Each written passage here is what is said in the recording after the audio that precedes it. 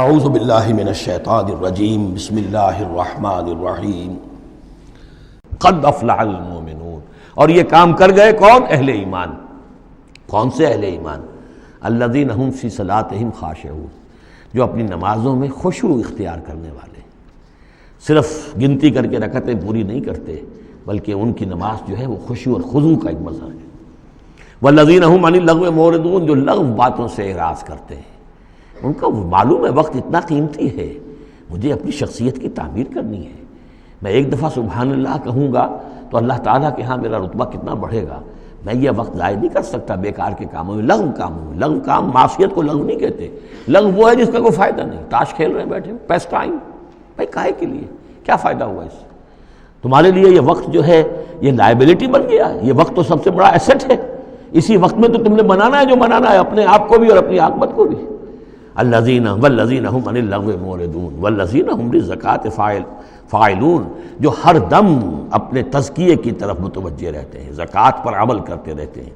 یہاں زکوٰۃ سے مراد وہ زکوٰۃ نہیں ہے جو ہماری اصطلاحی زکوٰۃ ہے، اس لیے کہ یہ ابتدائی زمانے کی مکی صورت ہے، ابھی زکوٰۃ کا کوئی تصور نہیں تھا۔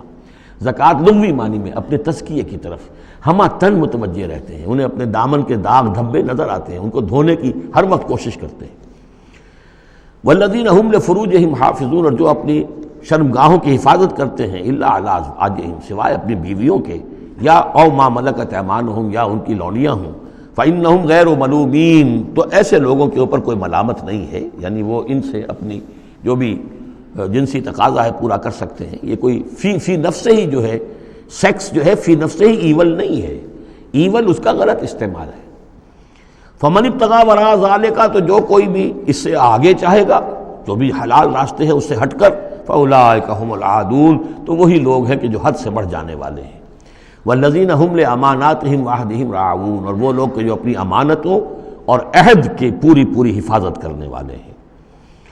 والذین هم علی صلواتهم یحافظون، یہ نکتہ خاص طور پر نوٹ کرنے کے قابل ہے، نماز سے شروع کیا تھا، نماز پر ختم کیا ہے۔ شروع کیا تھا قد افلح المؤمنون الذین هم فی صلاتہم خاشعون، نماز کی جو باطنی کیفیت ہے اس کی طرف اشارہ کیا شروع میں، اور نماز کا نظام والذین هم علی صلواتہم یحافظون، جو اپنی نمازوں کی پوری محافظت کرتے ہیں، مداومت کرتے ہیں، گنڈے دار نماز نہیں پڑھتے، مستقل پڑھتے ہیں، اس کے تمام جو بھی آداب ہیں، اس کے قوانین ہیں، ان کے تمام ملحوظ رکھتے ہوئے پڑھتے ہیں۔ اولئک هم الوارثون، یہ لوگ ہوں گے وارث کس چیز کے؟ الذین یرثون الفردوس، جو وارث ہوں گے ٹھنڈی چھاؤں والے باغات کے، جنت کے، ہم فیہا خالدون، اور اس میں یہ ہمیشہ ہمیش رہیں گے۔ اللہم ربنا اجعلنا منہم، اللہم ربنا اجعلنا منہم، اللہم ربنا اجعلنا منہم۔ اب یہ آیت آ گئی ہے یہاں پر جو میں نے کہا تھا کہ سورہ حج کے ساتھ اس کی مشابہت دیکھ لیجئے، پہلے رکوع میں وہ مضمون جو آیا تھا، یہاں یہ زیادہ نکھر کر اور زیادہ ایک یوں سمجھیے کہ جامعیت کے ساتھ آیا ہے۔ وَلَقَدْ خَلَقْنَا الْإِنسَانَ مِنْ صُلَالَةٍ مِّن طِينٍ، ہم نے پیدا کیا انسان کو مٹی کے خلاصے سے۔ سلالہ کہتے ہیں کسی چیز کا کشید کر لینا، جو اس کا جو اصل جوہر ہو۔ سلہ، کسی نے اگر نکالی اپنی تلوار جو ہے میان میں سے گھسیٹ لی، اسے سلہ کہتے ہیں۔ تو تلوار مسلول وہ ہے کہ جو تلوار ننگی ہے، جو اپنے نیام سے باہر آ گئی ہے۔ تو یہ سلالہ زمین کی مٹی سے کشید کی ہوئی چیز، یہ جوہر جو ہے مٹی کا، انسان کی تخلیق کا آغاز اس سے ہوتا ہے۔ جو میں نے کہا تھا کہ نطفہ جو بنتا ہے باپ کے جسم میں، کہاں سے بنتا ہے؟ یہی غذا ہے، مٹی سے آ رہی ہے، چاہے اناج ہے، چاہے گوشت ہے، پروٹین ہے، کچھ ہے، یہی سے زمین ہے۔ تو اسی سے تو نطفہ بنا تھا نا، جس سے کہ جا کر پھر وہ رحم مادر کے اندر جا کر وہ بیج کی طریقے پر ایک جگہ دفن ہو جائے گا۔ تو وہ کہاں سے آیا؟ من صلالۃ من طین۔ یا تو یوں کہیے کہ آدم کی تخلیق سے تذکرہ ہو رہا ہے، لیکن میرے نزدیک جو تعبیر میں کر رہا ہوں وہ زیادہ صحیح ہے کہ یہ ہر انسان کی تخلیق کا بھی آغاز جو ہو رہا ہے، اس نطفے کا بھی کہ جو اس کا نقطہ آغاز ہے، وہ بھی کہاں سے ہے؟ صلالۃ من طین، زمین اور گارے ہی اور مٹی ہی کے یہ جوہر ہیں جو کشید کر کے جسم میں گئے ہیں، اور اس سے باپ کے جسم میں وہ نطفہ جو ہے بنا ہے۔ ثم جعلناہ نطفۃ فی قرار مکین، پھر ہم نے اسے ایک بوند کی شکل میں ٹپکایا، ایک ایسی جگہ پر جو بڑی مضبوط ہے، بڑی جمے ہوئے ٹھکانے میں۔ یوٹرس جو ہے، رحم جو ہے، یہ بہت مضبوط ایک آرگن ہے، اس کی دیوار جو ہے وہ بہت مضبوط ہے۔ اس کے اندر جا کر وہ بیج کی طرح پر دفن ہوتا ہے۔ فرٹیلائزڈ اووم جو ہے وہ سب سے پہلے جا کر اس کے اندر دفن ہو جاتا ہے، اس کی دیوار کے اندر ایمبیڈڈ، جیسے کہ بیج زمین کے اندر جاتا ہے اور وہ زمین کے اندر چھپ جاتا ہے۔ ثم خلقنا النطفۃ علقۃ، میں نے عرض کیا تھا کہ علقہ کا ترجمہ یہ بالکل غلط ہے جو ہوتا آیا ہے، اور اس کی وجہ یہ ہے کہ اصل میں جو ہماری جو بھی معلومات تھیں وہ ظاہر بات ہے مشاہدے کی بنا پر ہی تھیں، ابھی نہ تو کوئی ڈسیکشن تھی اور نہ کوئی ابھی مائکروسکوپ تھی کہ ان چیزوں کو سمجھا جا سکتا۔ تو چونکہ جب بھی کبھی کوئی فرض کیجئے کسی کا کوئی حمل ہے ابتدائی، وہ گر گیا ہے، تو نکلتا کیا تھا وہاں سے؟ جمے ہوئے خون کے لوتھڑے نکلتے ہیں۔ تو یہ سمجھا گیا کہ یہ جو پہلی شکل ہوتی ہے انسان کی جو وجود ہوتی ہے وہ رحم کے اندر یوٹرس میں، وہ جمع ہوا خون کا لوتھڑا۔ تو ترجمہ ہمیشہ یہ کیا گیا علقہ کا کہ جمے ہوئے خون کی پھٹک سے اور جمے ہوئے خون کے لوتھڑے سے، حالانکہ عین لام قاف کا کیا تعلق خون کے ساتھ ہے؟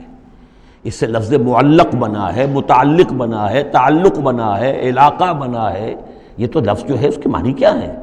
تو اب معلوم ہوا ہے ہمیں کہ صحیح مفہوم کیا ہے کہ جب پہلے تو وہ امبیڈ ہو جاتا ہے، وہ جو نطفہ ہے ماں کے رحم کی دیوار میں، پھر وہ اس سے نکل کر لٹکنے لگتا ہے اس کے ساتھ، دیوار کے ساتھ، جیسے کہ کوئی یہ جو ہوتی ہیں لیچز کہلاتی ہیں، کیا جونک، جیسے جونک جو ہے کسی کے ساتھ چمٹ جائے اور پھر وہ لٹکی ہوئی ہو، تو جونک کی طریقے سے وہ پھر رحم مادر کی دیوار کے ساتھ لٹک گیا، معلق ہے۔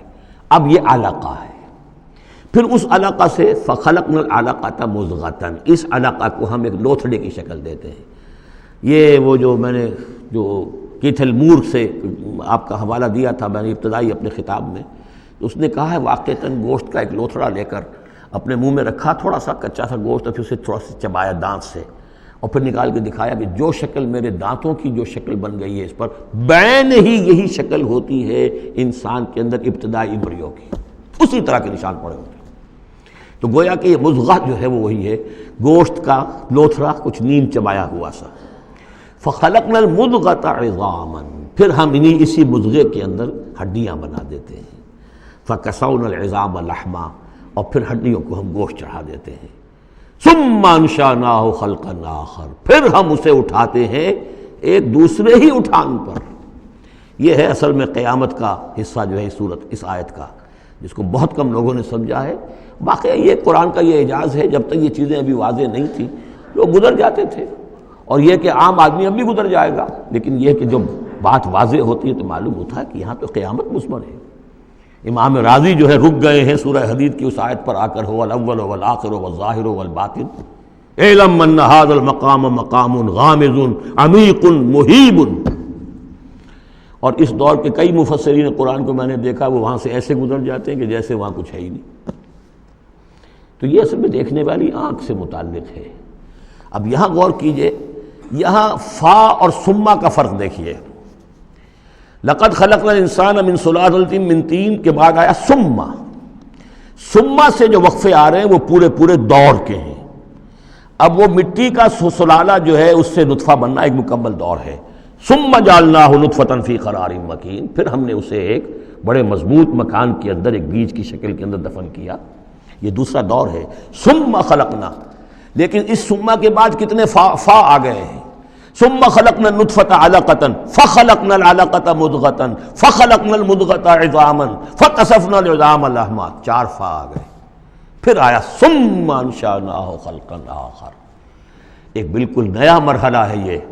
اور اس کی تشریح جو حدیث میں آئی حضرت عبداللہ بن مسعود رضی اللہ تعالیٰ عنہ سے، جب یہ 40 دن نطفہ، 40 دن علقہ، 40 دن مضغہ، جب 120 دن ہو جاتے ہیں، 4 مہینہ، اللہ تعالیٰ فرشتے کو بھیجتا ہے، اور وہ کولڈ سٹوریج جہاں اس کی روح تھی ابھی، وہاں سے اس روح کو لاتا ہے اور اس میں شامل کر دیتا ہے۔ اب یہ کچھ اور شے بن گئی۔ اب تک یہ صرف ایک حیوان تھا، انسان نہیں تھا۔